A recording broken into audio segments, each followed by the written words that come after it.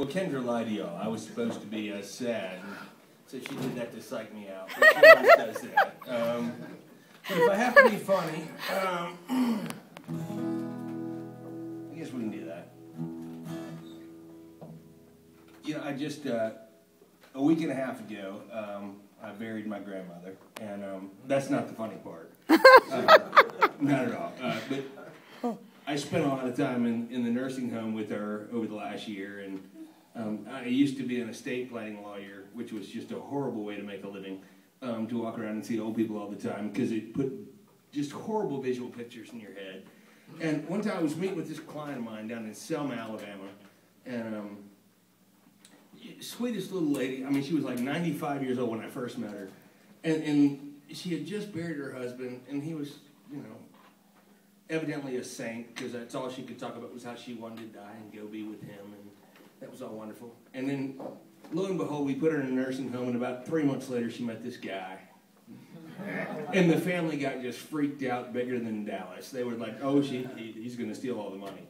And I'm like, well, you know, maybe he does, I don't know. But I went to see her to try to talk her into, if you're going to get married to this dude, at least get a prenup. And this little old lady looks at me, and she goes, oh, we're not getting married. But I'll tell you right now, he doesn't need the Viagra. And it was the most disturbing thing I'd ever heard in my life. And I went home and wrote a song about it. So my apologies to everybody.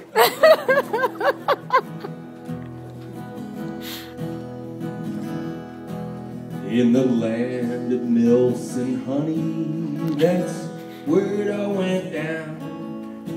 A gray-headed dude, he had nothing to do, so he chased the Liz around.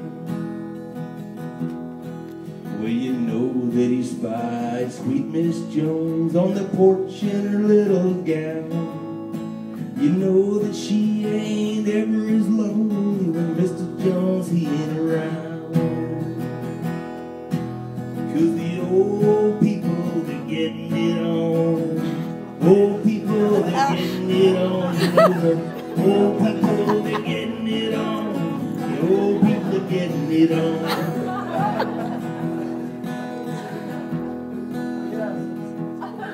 Well, they're swinging every evening down at the retirement home. Somebody's maw is on another's paw, like a dog that found a new bone.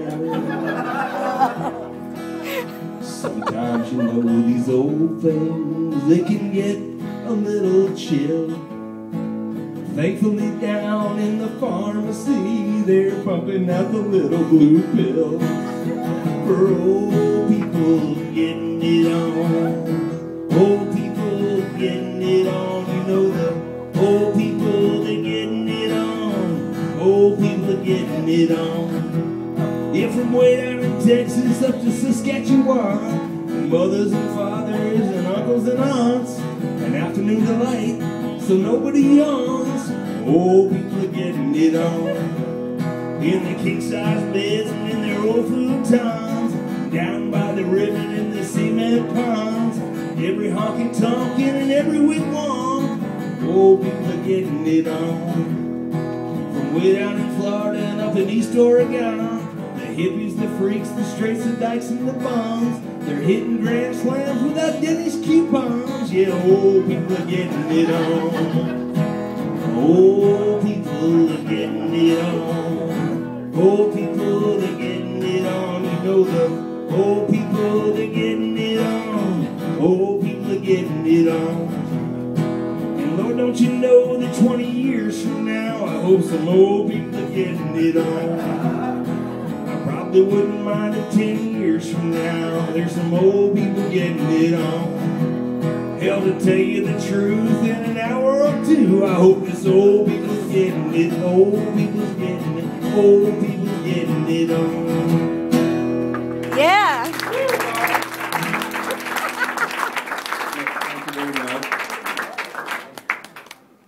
So anyway, a couple of weeks ago I was out in Colorado, and I don't know, has anybody here been to Colorado lately? Yeah. They've got this thing going on out there. It's the craziest damn thing you've ever seen in your life. Evidently, these people think that marijuana is actually good for you out there. And I don't really understand it. They've got doctors that are telling people to smoke the stuff.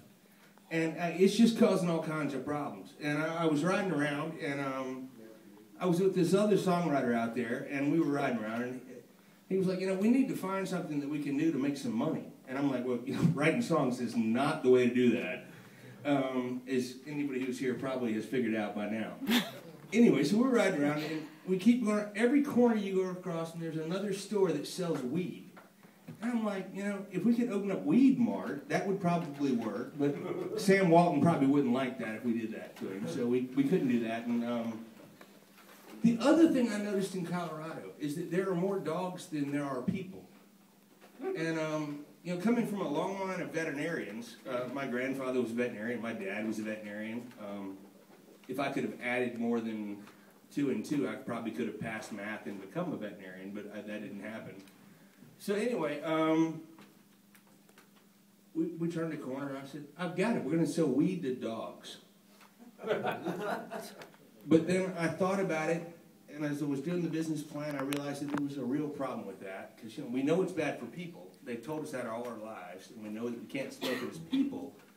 But maybe our dogs could use it. And then I saw an article in the paper the other day that it's bad for dogs too, so that's not going to happen. But this was a cautionary tale that I wrote about what would have happened if it would have been okay to give that stuff to our dogs. So this is a cautionary tale about the evils of Monsanto and the people that would have us eat manufactured foods.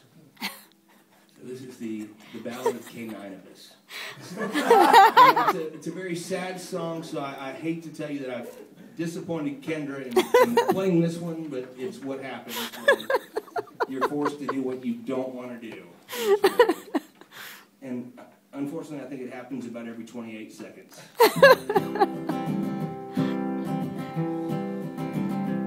Well, I was in the Mile High City just the other day. My friend said he was suffering from a general malaise. So he took us a little stroll to see our veterinary friend. And he told us on the down low what he would recommend. For only $50, you know that Willie could be free from all his pesky ailments. A little bag of seeds of Caninibus, Caninibus. If your dog has arthritis, heartworms, or fits, Caninibus, oh Caninibus, guaranteed to give your friend a lift. Well, I've got to tell you people, I was leery of his plan. Willie growing the medical without telling the man. Now I am so thankful he can harvest remedies. That brave little pusher at the dispensary. Now if he can only find him an insurance plan, won't deny his coverage for organic kibbles and Caninibus, Caninibus.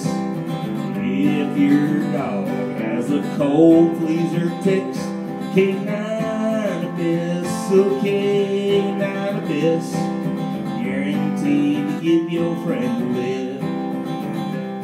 Well, now we've got real problems, folks, they're very plain to see. Our prisons are half empty, and whoever would believe they'd be running out of rescues at the Humane Society?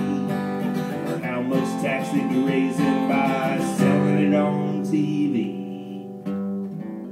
So don't you try and tell me you don't have problems with God's plants, or when your puppy is born needs filling to buy Monsanto's brand of Caninibus, Caninibus. If your dog he can fetch, bigger, sit, Caninibus, oh Caninibus, guaranteed to give your friend a lift. You know, Rover, he's a star.